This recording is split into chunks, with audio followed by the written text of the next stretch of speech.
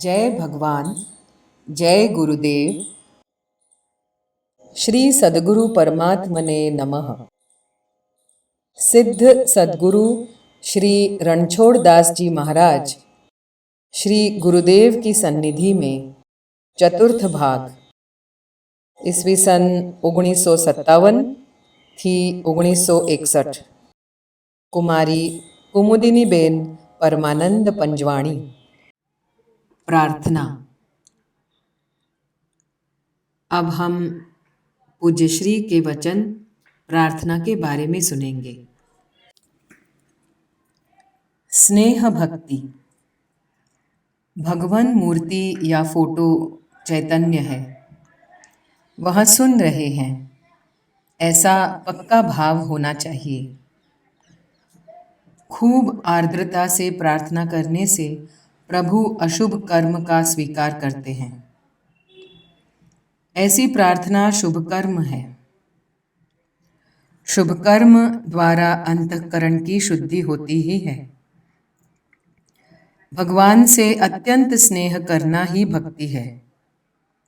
स्नेह बताया नहीं जाता, उसे स्थूल अवयव देह आदि नहीं है, परंतु प्रत्येक आचरण में स्नेह अनायास ही व्यक्त हो आता है।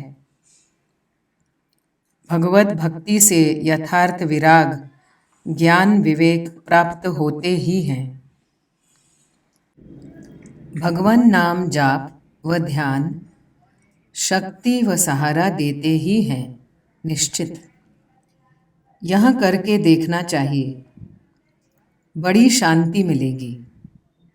पर हृदय से अर्थात सच्चाई से करोगे तो हम तो राम तेरे और मरने को बहु तेरे, ऐसा नहीं चलेगा। यह ध्रुव है। भगवान सुख निधान है। जो कुछ करते हैं वह जीवों के सुख के लिए है। ईश्वर हमको सदैव सुख देते हैं। यह दृढ़ निश्चय होना ही निष्ठा कहलाती है। भजन से आत्मबल बढ़ता है। भजन और कर्मकांड अलग वस्तु है। साधन भजन नियम पूर्वक कठोरता से करना, यह मेरी उत्तम सेवा है। मेरे शरीर की सेवा मध्यम सेवा है। केवल पैसे के द्वारा मानवता के कार्यों में सहयोग देना, यह है कनिष्ठ सेवा। और सेवा का अर्थ है भक्ति। परवाह अपने शुभ कार्यों में कदापि नहीं करना। भक्ति क्या है? मन की भावना प्रधान उत्कट अनुराग भरी वृत्ति ही भक्ति है। अब इस भक्ति वृत्ति का विषय कौन है? उसका स्वरूप क्या है? इसकी प्राप्ति के सहायक तत्व क्या और बाधक तत्व क्या है आदि समझ लेना चाहिए। प्रार्थना और स्वाध्याय का स्थान जीवन में नित्य प्रति के भोजन से किंचित मात्र भी कम नहीं होना चाहिए, ऐसा मैं मानता हूँ। नित्य पठन से कंठस्थ हो जाता है। अर्थानुसंधान समेत स्वाध्याय व प्रार्थना करने से मनन चिंतन होते हैं और एक न एक दिन आचरण में आ ही जाता है। करत करत अभ्यास से जड़मति होत सुजान, रसरी आवत जात से पत्थर होत निशान। प्रत्येक भारतवासी को नित्य प्रति प्रातःकाल उठते ही देश हित के लिए भगवान श्री राम जी से प्रार्थना करनी ही चाहिए। रोज प्रातःकाल निश्चित समय पर आप सब असंख्य लोग देश हित की प्रार्थना करो, तो विचार तो करो कि प्रार्थना का कितना जबरदस्त आंदोलन विश्व भर के वातावरण के अणु परमाणु में रोज रोज फैलेगा। प्रार्थना में दिव्य बल है। प्रार्थना के संकल्प के जो आंदोलन है उसमें विद्युत शक्ति भी है, चुंबकीय शक्ति भी है और व्यापकत्व भी है। जैसे बिंब का प्रतिबिंब होता है, वहाँ आप देखते ही हो, वैसे ही घोष का प्रतिघोष भी आप लोगों ने पर्वतों में, कंदराओं में अनुभव किया होगा। ठीक उसी तरह हमारे प्रार्थना भरे संकल्प विचार की विद्युत शक्ति अणु परमाणुओं में टकराएगी और परिणाम में प्रतिघोष में हमारे विचार विशेष व्यापक होते जाएंगे। देश हित की कामना, प्रार्थना और संकल्प हमारे पूजनीय वंदनीय ऋषि मुनियों ने श्री वेदों में, श्री उपनिषदों में, सब शास्त्रों में, पुराणों में बराबर की है। श्री वेद भगवान देशहित की कामना की उत्कृष्ट प्रार्थना हमको सिखाते हैं। इतनी प्रार्थना सबको कंठस्थ कर ही लेनी चाहिए और नियम ही बना लेना चाहिए कि प्रातःकाल उठते ही यह प्रार्थना करके ही दिनचर्या का प्रारंभ करेंगे। विश्व हित के लिए वैदिक प्रार्थना। सर्वे भवन्तु सुखिनः, सर्वे सन्तु निरामयाः, सर्वे भद्राणि पश्यन्तु, मा कश्चित् दुःखमाप्नुयात्। सर्वस्तरतु दुर्गाणि, सर्वो भद्राणि पश्यतु, सर्वः कामान् वाप्नोतु, सर्वः सर्वत्र नन्दतु। शिवम् अस्तु जगतां परहितनिरत भूगतणाः, दोषाः प्रयान्तु शान्तिः, सर्वत्र सुखिनः भवतु लोकः। दुर्जनः सज्जनो भूयात्, सज्जनः शान्तिमाप्नुयात्, शान्तो मुच्येत बन्धेभ्यो, मुक्तश्चान्यान् विमोचयेत्। काले वर्षतु पर्जन्यः, पृथिवी शस्यशालिनी, देशोऽयं क्षोभरहितो, ब्राह्मणाः सन्तु निर्भयाः।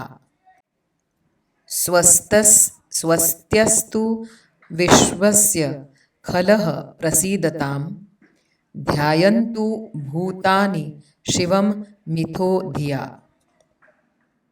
मनश्च भद्रं भजताद् धोक्षजे, आवेश्यतां नो मतिरप्यहैतुकी।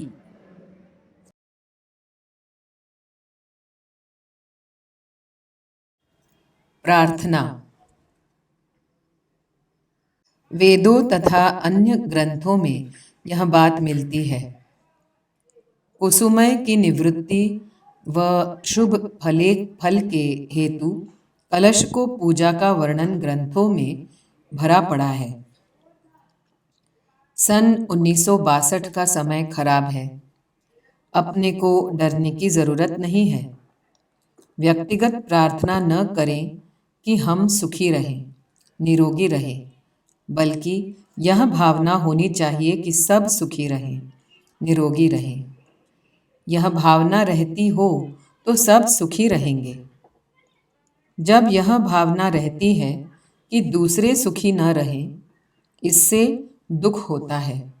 यह भावना अनर्थ का कारण है, उसे फेंक दे। अर्थ का उसका सत्य उपयोग समझ लो तो ठीक रहेगा। हमारे अंतःकरण में भावना ठीक हो तो कुछ कर सकते हैं। हमारी आत्मा जैसी ही अन्य की आत्मा है। प्रार्थना किसी भी रूप में किसी देव से करें, वह प्रार्थना भी उतनी ही आवश्यक है जितनी कि आपको भोजन आवश्यक हो। प्रार्थना पूर्ण विश्वास के साथ करिए, अवश्य सफल होगी। प्रार्थना से सफलता नहीं मिलती है तो वहाँ देखें कि कहाँ भूल है। विश्वास आ जावे तो प्रार्थना स्वीकार होगी। विश्वास कितना चाहिए, इसका एक उदाहरण देता हूँ। एक महाशय जी विदेश में बच्चों के पढ़ने का बोर्डिंग चलाते थे। इत्तेफाक की बात थी कि एक दिन संस्था के पास पैसा नहीं रहा और मैनेजर ने कहा कि बच्चों को भोजन का क्या प्रबंध होगा, पैसा नहीं है। तो वह महाशय जी ने, जो संस्था चलाते थे, उन्होंने कहा कि आप सब काम करें, विश्वास करें, समय पर भोजन होगा। मैनेजर ने कहा, कैसे हो जाएगा? किसी महाशय ने विवाह की पार्टी रखी थी, किंतु विवाह टल गया और कहा कि होटल में जो भोजन का ऑर्डर दिया है उसका क्या होगा? विवाह के उस महानुभव ने कहा कि यह भोजन बन ही गया है, अमुक स्थान के बोर्डिंग में ले जाओ, वहाँ बच्चों के काम आ जाएगा। समय पर बोर्डिंग में तैयार भोजन आ गया, सब बच्चों को खिला दिया। तब संस्था वाले महानुभव ने कहा कि मैनेजर साहब, आपको विश्वास नहीं था, विश्वास रखिएगा। और उस कम विश्वास वाले मैनेजर को हटा दिया। इतना विश्वास आपकी प्रार्थना में होना चाहिए। धीरज होवे तो बुद्धि बड़ा काम करती है। बद्रीनाथ की यात्रा में सुपरिंटेंडेंट साहब पुलिस की जीप गिर गई। 3 बच्चे, साहब व उनकी पत्नी। बच्चे अति सुंदर थे।